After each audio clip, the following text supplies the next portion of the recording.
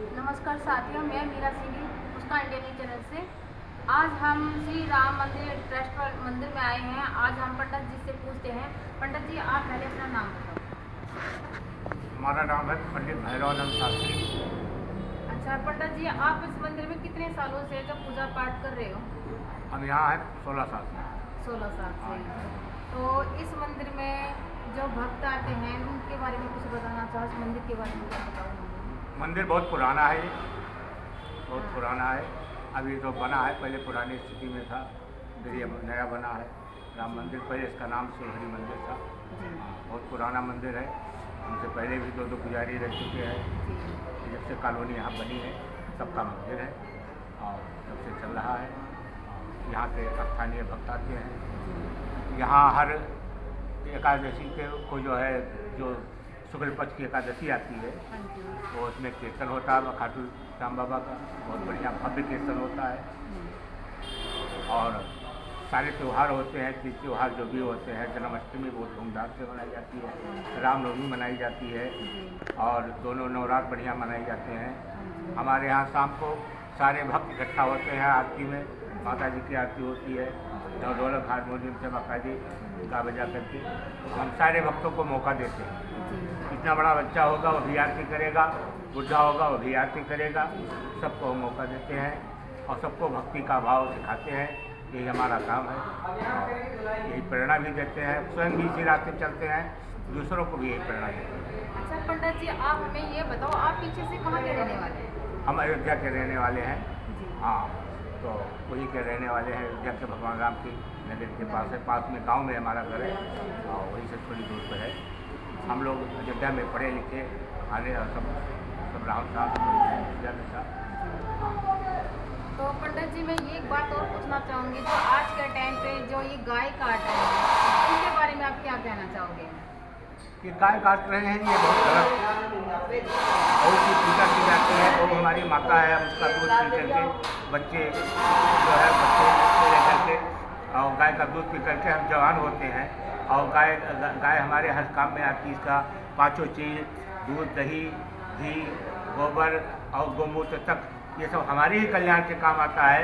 और ऐसे भगवान की दी हुई नियामत को हम अगर नष्ट कर रहे हैं तो ये हम आज प्रकृति क्यों बिगड़ रही है? आज प्रकोप प्रकृति के इसीलिए हो रहे हैं। तमाम प्रकार के भूकंप, तमाम प्रकार की आपत्ति, ये कोरोना दो बार फैल चुका, फिर तीसरी बार फैल रहा है। तो ये सब प्रकृति का प्रकोप इसीलिए होता है जब हम अपने उल्टा सीधा चलते हैं, प्रकृति के अनुसार नहीं चलते हैं। प्रकृति बेवकूफ़ नहीं है, उसने हमें सब मतलब की दे दिया है सारी चीज़ें। गाय दिया है, भैंस दिया है, जो भी दिया है, जितने जानवर दिया है वो सब जानवर हमारे काम के लिए दिए हैं। हम उसको यूज करें, उसका सम्मान करें और तब हमारी यही जीवन का असली उद्देश्य है। और लोग जो गाय काटते हैं वो बहुत गलत करते हैं। खाने के लिए बहुत से जानवर हैं, लेकिन गाय इतना उपयोगी पशु है, दैनिक जीवन में उपयोगी है।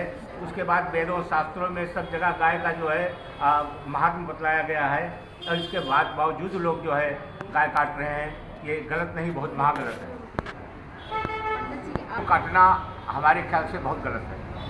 और जो है हम तो मांग भी करते हैं कि भारत सरकार से कि गाय को राष्ट्रीय पशु घोषित किया जाए और इसको सताने वाले, मारने काटने की तो बातें छोड़ लो, गाय को सताने वालों को बहुत तगड़ी सजा दी जाए। हमारी दिल से ये मांग है और भारत सरकार से मांग है और सभी जितने दल हैं, राजनीतिक दल हैं, सबसे यही मांग है। क्योंकि हर दल में हर प्रकार के आदमी हैं। ये बात नहीं है कि विरोध में भले कुछ कहें, लेकिन हर दल में हर प्रकार के आदमी हैं। सब में हिंदू हैं, सब में पूजा पाठ करने वाले, विश्वास करने वाले हैं, गौ माता पे, धर्म पे विश्वास करने वाले हैं। इसलिए सबको जो है इसका समर्थन करना चाहिए। आज हम मंदिर ट्रस्ट में आए हैं। जो पंडित जी ने हमें बताया कि गौ जो माता है वो देश के लिए, हर किसी के लिए है, एक जो मान है। लेकिन काफ़ी लोग इसका जो काटते हैं, ये इसके विरोध में कुछ हमें दो बातें और बताएंगे।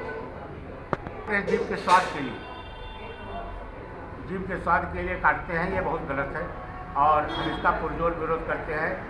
और विरोध ही नहीं करते हैं, हम तो सरकार से मांग भी करते हैं कि इस पर कानून बनाया जाए। और सारी धार्मिक संस्थाएं हैं, सबका यही विचार है कि गाय को राष्ट्रीय पशु घोषित किया जाए और इसके जो है दंड निर्धारित किया जाए। हाँ।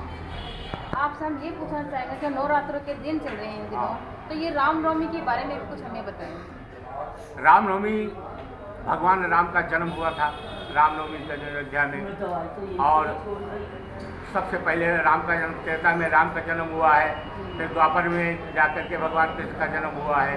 तो भगवान राम हमारे बहुत पूर्वज हैं, सबके पूर्वज हैं, पूरे देश के नहीं विश्व के पूर्वज हैं, और विश्व में रामनवमी मनाई जाती है।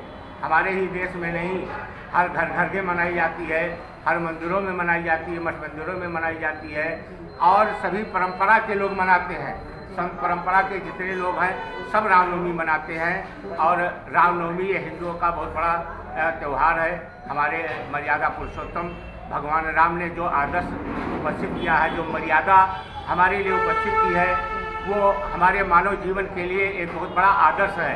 अगर हम रामचरितमानस या रामायण के कहे के अनुसार चलें तो हमारा जीवन, हमारा परिवार, हमारा समाज, हमारा देश सब में राम राज आ जाएगा, और सब जो है खुश हो जाएंगे, सभी बहुत आनंदित रहेंगे।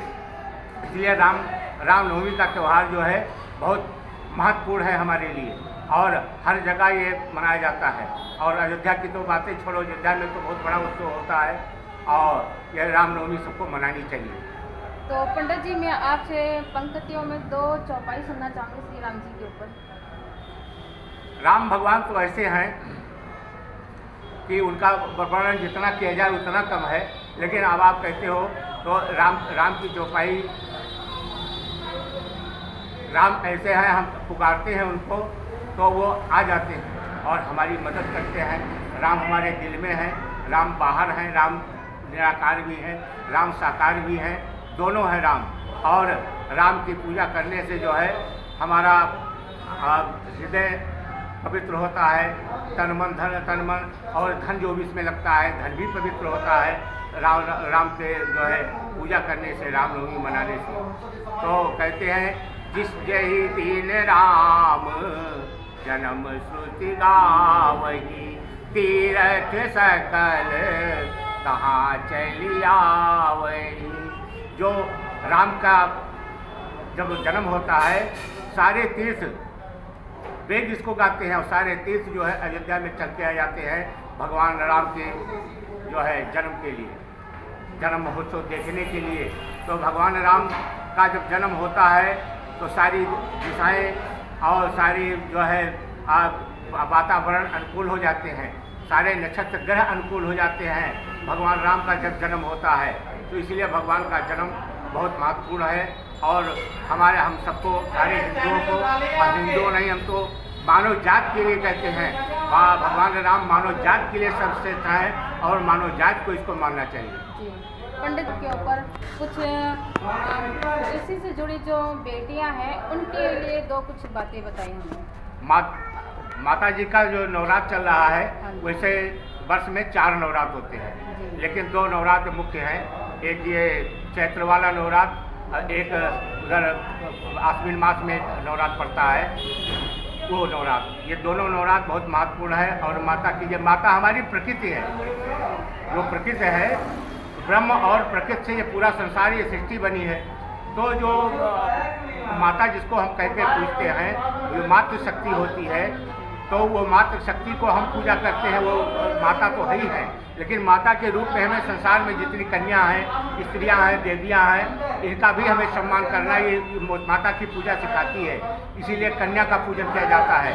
नवरात्र के अंत में, नवमी के दिन कोई अष्टमी पूजता है, कोई नवमी पूजता है, लेकिन कन्याओं का जो है पूजन किया जाता है, कन्याओं को भोजन दक्षिणा किया जाता है, और जो है कन्याओं का सम्मान दिया जाता है। तो महिलाओं, कन्याओं, देवियों का सम्मान करना हमारी परंपरा है, जो हमारे भारतवर्ष की परंपरा है।